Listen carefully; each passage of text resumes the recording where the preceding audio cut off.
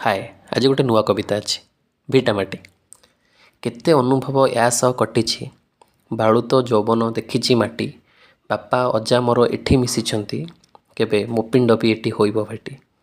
भिटामाटी एबे मकदमा घरे भिटामाटी एबे मकदमा घरे पड़िया पड़िछि हेउनी चाष परिवारे आउ बुझामणा नाही भाई भाई मने भरिछि विष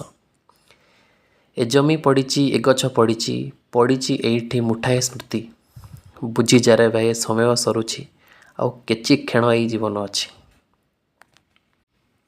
केबे थिले आमे एई परिवार आगामी पीढ़ीर भविष्य पाई आजी तोमो भितरे केते जे अंतर तु साजिछु खरा मु गछ छाई एई भिटामाटी उपहार गोटे